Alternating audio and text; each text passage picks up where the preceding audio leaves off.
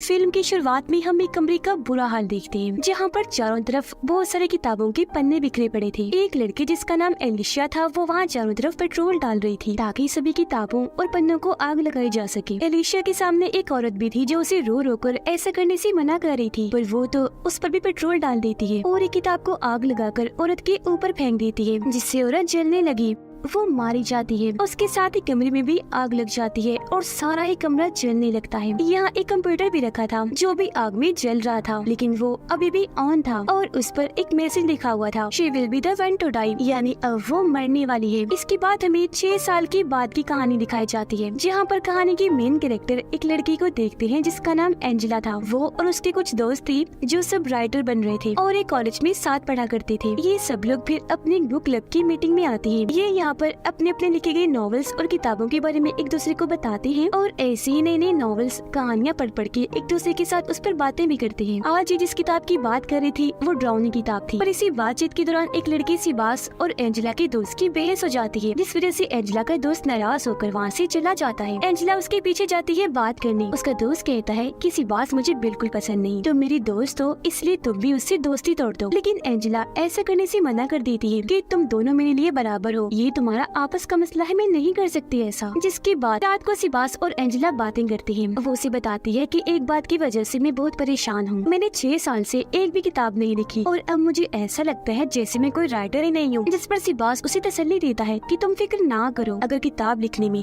तुम्हें कोई भी मदद चाहिए तो मुझे बता देना, मैं तुम्हारा पूरा साथ दूंगा। ये दोनों मिले और वहाँ से अपने अपने रास्ते निकल जाते हैं। अब एंजेला को अपनी गलती का एहसास हुआ, इसीलिए वो अपने दोस्त से अपने बुरे बर्ताव के लिए माफी मांगती है। जिसके बाद वो घर आ गई और प्रोफेसर को ईमेल करने का सोचती है। उसने पूरा मैसेज लिख लिया था कि मैं किताब लिखने के लिए नई कहानी की तलाश कर रही हूँ, तो सर मुझे आपकी मदद चाहिए। अब वो थोड़ा सोचती है, फिर मेल करने से रुक जाती है क्योंकि तभी उसे सिबास की बताई हुई किताब याद आ जाती है जिसका नाम था किलर क्राउन, यानी इस किताब में कातिल एक जोकर था, पर था वो आम इंसान ही। जोकर वो एक बीमारी की वजह से बनता है। जब भी उस पर वो बीमारी हावी होती है उसका दिमाग इतना खराब हो जाता है कि वो जोकर का मास्क और कपड़े पहन लिया करता है और फिर दर्दनाक तरीके से वो लोगों को मारता है। अब ये देखकर एंजेला भी काफी डर गई और लैपटॉप बंद कर देती है। अगले दिन क्लास में प्रोफेसर बताते हैं कि ड्राउनी कहानियाँ लिखने में लोग बहुत बड़ी बड़ी गलतियाँ कर देते हैं, जिस वजह से उन कहानियों में बहुत सारी कमियां रह जाती हैं और कहानी में मजा नहीं आता। जैसे कि एक राइटर किसी दूसरे की ड्राउनी कहानी लेकर उसे अपने हिसाब से बदलकर नई कहानी बना देता है और एक अच्छा राइटर बनने के लिए खुद ही अपनी कहानी बनाओ कैसे भी करके। अब ये सुनकर एंजेला सोच में पड़ जाती है क्योंकि जाहिर है वो भी किसी की कहानी लेने का सोच रही थी अपनी कहानी बनाने के लिए। क्लास खत्म होने के बाद प्रोफेसर एंजेला से बात करते हैं, कहने लगी जरा ऑफिस में आओ, मुझे तुमसे बात करनी है। एंजेला जब वहाँ गई तो प्रोफेसर बताते हैं कि मुझे तुम्हारी भेजी हुई ईमेल मिल गई थी। ये सुनकर वो सोच में पड़ जाती है कि मैंने तो मेल सेंड ही नहीं की थी, लेकिन फिर उसे ख्याल आया कि शायद मैंने मेल भेज दी होगी जो मैं भूल गई हूँ। फिर प्रोफेसर उसे अपने बारे में बताने लगते हैं कि मेरी जिंदगी कुछ खास अच्छी नहीं चल रही, बहुत परेशानियाँ हैं क्योंकि मेरी डिवोर्स होने वाली है। अब एंजेला भी अपने बारे में बताने लगती है कि सर मुकम्मल कहानी बनाने के लिए मुझे आपकी मदद चाहिए। ये सुनकर प्रोफेसर वहाँ का दरवाजा बंद करते हुए कहते हैं, अच्छा ये मेल थी,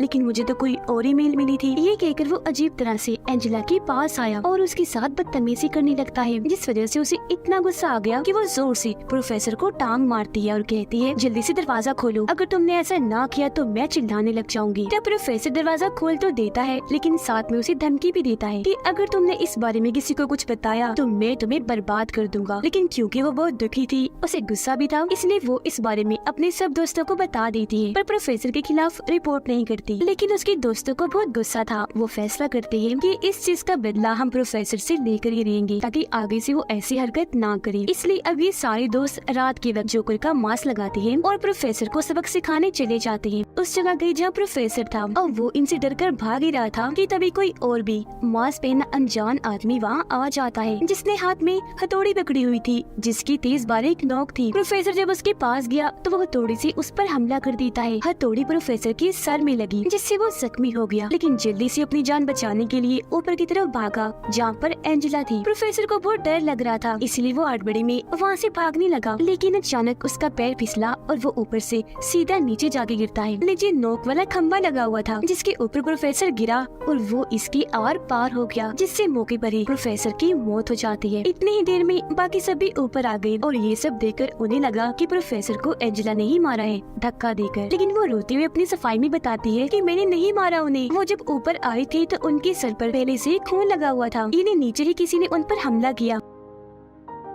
क्योंकि ये सब दोस्त थे इसलिए फैसला करते हैं कि जो हुआ सो हुआ, हम इस बारे में किसी को कुछ नहीं बताएंगे। पर एंजेला कहती है कि नहीं, पुलिस को बुला लेती है क्योंकि उन पर किसी ने हमला कर दिया था। जिस पर सारे लोग उसे समझाते हैं कि नहीं, ऐसी बहुत बड़ी मुसीबत खड़ी हो सकती है। जिसके बाद वो सारे अपने अपने जोकर के मास्क को जला देते हैं और वादा करते हैं कि बस इस राज को यहीं दफन कर दो, कोई किसी को कुछ नहीं बताएगा। जिसके बाद सबको यही लगने लगता है कि प्रोफेसर ने खुद अपनी जान ली थी। अब उन दोस्तों की जिंदगी में सब पहले जैसा नॉर्मल तो हो चुका था, लेकिन एंजेला प्रोफेसर की मौत का जिम्मेदार खुद को समझती थी, जिस वजह से वो हर वक्त परेशान रहने लगी थी। खैर अब कुछ दिन के बाद कोई इन सब के पास एक नॉवल का पहला चैप्टर भेजता है, जिस चैप्टर का नाम था डेथ ऑफ द प्रोफेसर, यानी प्रोफेसर की मौत। ये सुनकर सभी काफी हैरान और परेशान हो जाते हैं, लेकिन फिर एक दूसरे पर ही शक करने लगे कि ये सब कुछ हम में से ही कोई एक कर रहा है, क्योंकि जाहिर है प्रोफेसर की मौत की सच्चाई इन लोगों के अलावा और कोई नहीं जानता था। लेकिन फिर भी ये काफी डरे हुए थे। कुछ दिन के बाद सिबास एंजेला को बताता है कि उस नॉवल का दूसरा चैप्टर भी आ गया है। वो जब उसे पढ़ती है तो इस चैप्टर का नाम था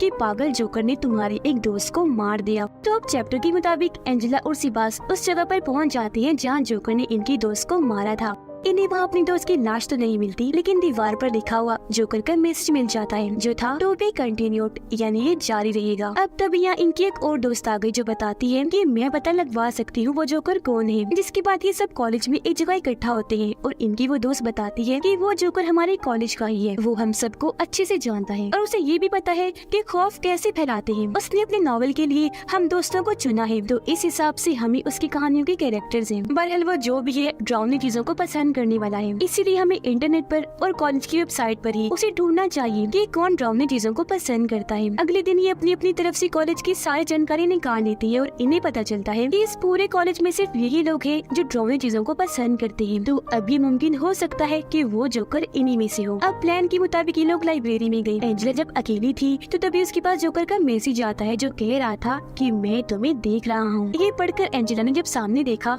तो वहाँ सच में जोकर खड़ा था जो उसे हाथ का इशारा करता है। ये देखकर वो काफी डर गई, जल्दी से वहाँ से भागने लगती है, लेकिन तभी अपने बेस्ट फ्रेंड से टकरा जाती है। ठीक इसी वक्त उसके बाकी दोस्त भी आ गए। अब वो लोग हैरान थे कि इसी तो हमारे प्लान के बारे में पता भी नहीं था, लेकिन फिर भी ये यहाँ आ गया। तो अब इन्हें उसी पर ही शक होने लगता है। रात को इनके कुछ दोस्त एक क्लब में गए जहाँ का मालिक एंजेला का बेस्ट फ्रेंड ही था। थोड़ी देर बाद जब सिबास का दोस्त क्लब से बाहर आया तो तभी वहाँ जोकर आ जाता है, लेकिन उसका दोस्त बगैर डरे आगे बढ़ा और जोकर को मारने लगता है। जिसके बाद वो जोकर का मास्क हटाकर कहता है तुम यहाँ पर कैसे? पर वो बगैर कुछ कहे उसके पेट में अपना हथियार घुसा देता है। उसका पूरा पेट कट गया, मुंह से भी खून निकलने लगता है और वहीं उसकी मौत हो गई। खैर अब एंजेला के पास जोकर तीसरा चैप्टर भी भेज देता है जिसमें उसने बता दिया था कि मैंने सिबास के दोस्त को मार दिया है। अब ये सारे दोस्त फिर से इकट्ठा हुए और दोबारा एक दूसरे पर इल्जाम लगाने लगे। लेकिन अब जब ये अपने दोस्त की लाश को ढूंढने लगते हैं तो वहाँ फिर से जोकर का मैसेज लिखा हुआ था टू बी कंटिन्यूड। अब सिबास एंजेला को बताता है कि जिस आईडी से जोकर हमें मैसेज भेजता है मैंने उसे इंटरनेट पर हर जगह ढूंढा है, जहाँ मुझे एक लड़की का पता चला जो कुछ साल पहले से ही जोकर से कनेक्ट है और उस लड़की का नाम है एलिशिया, यानी वही जिसने शुरुआत में किताबों वाले कमरे में आग लगा दी थी। अब एलिशिया का नाम सुनकर एंजेला बताती है कि मैंने जो नॉवल लिखा है वो इसी लड़की को मेन कैरेक्टर बना के लिखा। इस लड़की की मॉम नॉवल और कहानियों की दीवानी थी, इसलिए वो एलिशिया को हर वक्त कुछ न कुछ सुनाने को कहती थी, लेकिन जब वो मना करती तो उसकी मॉम उसे खूब मारती थी। तो इसी वजह से तंग आकर एक दिन एलिशिया ने अपनी किताबों वाले कमरे को भी आग लगा दी, जिसके बाद उस पागल लड़की ने अपनी मॉम को जलाकर मार डाला। इन्हें जो शुरुआत में हुआ और वो औरत जो रो रही थी वो एलिशिया की मॉम थी। एंजेला बताती है कि मुझे ये कहानी काफी पसंद आई थी और क्योंकि मेरे पास लिखने के लिए कोई आइडिया नहीं था इसलिए मैंने अपनी किताब में एलिशिया की कहानी लिखी। वो कहानी लोगों को इतनी पसंद आई कि मेरी किताब बहुत मशहूर हो गई। मेरी ये कामयाबी देखकर एलिशिया को बहुत गुस्सा आया। उसने मुझसे राब्ता किया और कहा कि इस चीज का बदला मैं तुमसे लेकर रहूंगी। हालांकि मैंने उसे समझाया कि मत करो, माफी भी मांगी, लेकिन उसने कहा कि देखना एक दिन मैं ऐसी कहानी लिखूंगी जिससे तुम्हें बहुत तकलीफ होगी और मुझे सुकून मिलेगा। जो सुनकर सिबास कहते हैं अच्छा तो इसका मतलब कि एलिशिया ही जोकर है। जिस पर एंजेला कहती है पर उसकी तो मौत हो चुकी है, क्योंकि जब उसने अपनी मॉम को जलाकर मारा था तो बाद में उसने अपने आप को भी जलाकर मार लिया था। लेकिन इस सब की जिम्मेदार मैं हूँ, ये जो भी हो रहा है मेरी वजह से हो रहा है। ये सुनकर सिबास उसे गले से लगाकर तसल्ली देता है और यहाँ वो अपने दिल की बात भी बता देता है कि मैं तुमसे प्यार करता हूँ।